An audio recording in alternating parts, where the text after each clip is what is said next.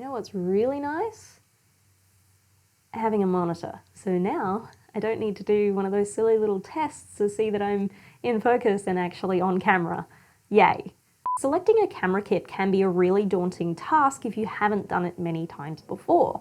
Now, I'm going to break it down into 3 simple to follow steps or things to think about when you are selecting a camera kit, and I'm also going to run you through how I've been doing that for Intermission, the short film that I am shooting next year. If you haven't seen the other videos in this series, I'd highly recommend you go check them out as well. There is a link down below and I'll pop an info card above. The first thing you need to do is you need to have a look at your references. You need to know what you're working towards and also how much you're working towards it. Are you completely paying homage to something, or are you only very lightly following the references that are given? Is there any way that you can get the information about what those references were shot with? Because that might help you in working out how to achieve that. What are the fine details and attributes that make up that image? What do you think you could use to get that same effect? Step number 2 is to have a look at your storyboards, your shot list, and your script. Is there anything in there that defines the image and the look more? Is there anything that defines camera movement? Will you need a gimbal, a dolly, a jib? Maybe you're going completely handheld, maybe you need a handheld rig. Looking over this stuff will help you determine what sort of other accessories you might need. And number 3, this will determine absolutely everything, and that is the budget.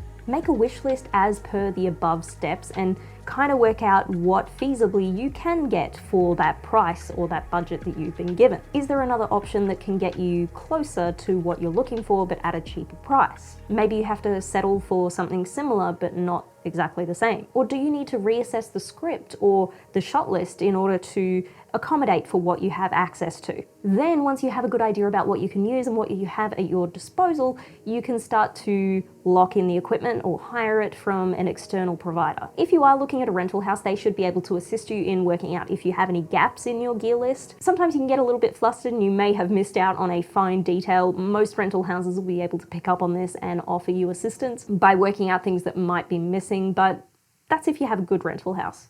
Most of them are good, but just be aware that you need to be as prepared as possible when you do approach them. I like to think of it like a camera build, like I'm building a camera in front of me. So I start with the base, I start with the camera, and I work out what accessories I need to put on that camera to make it work. Do I have enough batteries? Do I have enough media to cover me for the shoot? Do I have the right rigging? Do I have a top handle? Do I have a base plate? Then I move on to lenses and all of the lens accessories that go with that. Do I need a follow focus? Am I going wirelessly instead of manual? Do I need filters, a matte box? Then I look at monitors. Do I need an onboard monitor for my AC? Is my AC going to be bringing their own monitor? Will my director need a monitor as well? Will I need a wireless system because maybe I'm doing a lot of gimbal work? Speaking of gimbals, support. Will I need the gimbal? Will I need a dolly, a jib? All of that stuff that we mentioned before, is that something that is required on this shoot? One thing that you probably will need, regardless of whether you are going to use it or not, is a tripod, believe it or not. Even if you aren't going to use it, hear me out. Putting a camera on a tripod is much safer than having it off the tripod and on a bag on the floor or wherever you happen to put it down. Everybody's going to see it if it's on a tripod.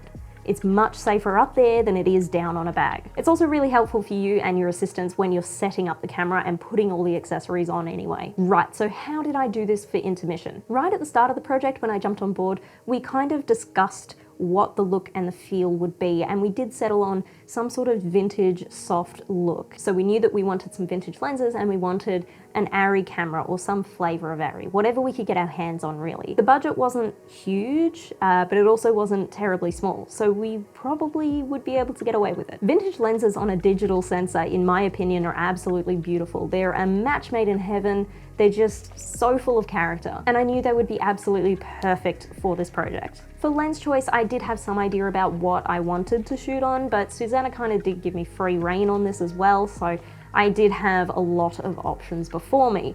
Now, in order to work out which one was feasible for us, I had to work that out to the budget. So she gave me the budget, I went away, had a look at a rental house to see what deal I could come up with, and I managed to get a really good deal for a Mini and some Cooke Panchro Prime lenses. These are the newer Cooke Panchros, not the rehoused originals, but they give the same look. My first short film was shot on Cooke Panchros and they hold a special place in my heart. This was an absolute dream come true. I can't believe we were able to pull that sort of deal. I am incredibly grateful DP to have such an amazing rental team working behind it, and I just can't believe they did that for me. It's so nice. But of course, we've had a little bit of a bump in the road. Just over this past week, we have had a budget blowout, and that has come from a couple of location costs that were hidden at the start and we didn't know they were going to happen. Now they're happening, and well, budget has to come from somewhere, and it's coming from camera and lighting. Yay. It's gone from enough budget to cover our hire costs and a gaffer with a small kit for 2 days to nothing for camera and $200 per day for lighting, which is going to be fun to try and work out. That also means there's no gaffer, just the lights. My grip, who's on board, can actually do the lighting as well, which, I mean, isn't ideal that that person would be spread so thin, but it can happen, that's okay, and they're okay with that, hopefully. There's going to be a lot of problem solving. Honestly, I am disappointed, very disappointed, but ultimately I understand why the budget cut had to happen, and I appreciate that Susanna did try and not allow that to happen, but these sort of things happen in the industry all the time, and you just have to kind of be flexible and work it out. To be completely honest with you, I don't really know what I'm doing at the moment. Everything is a little bit up in the air about how we're going to achieve that look that we set out to at the start of the project. Susanna has managed to lock in a camera. It's an Ursa Mini Pro. Not quite the mini I was looking for, but it'll do. It's still a very capable camera, but it does have an EF mount on it, and we don't have the capability of getting a PL mounted camera. Apparently, the person who is giving the camera to us does have lenses. I don't know what sort of lenses they are yet. It's all a little bit up in the air, so we'll see what comes out of that and see what we're shooting on.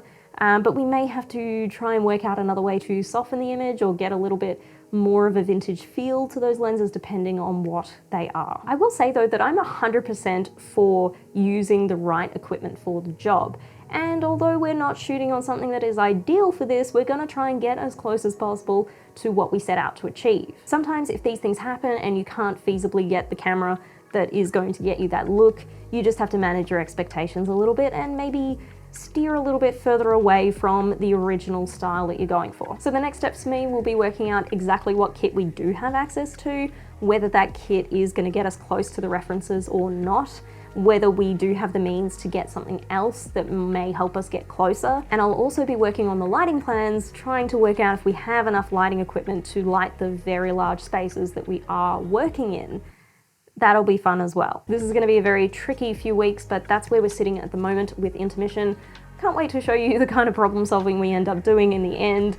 Hopefully it turns out okay. Fingers crossed there are no other bumps in the road, but it's all going okay right now. Not ideal, but okay. So thank you very much for watching. I hope you enjoyed this video. If you did enjoy it, please remember to give it a big fat thumbs up. And if you would like to see more of my face and learn a little bit more about filmmaking in the process, remember to subscribe, and I'll see you later.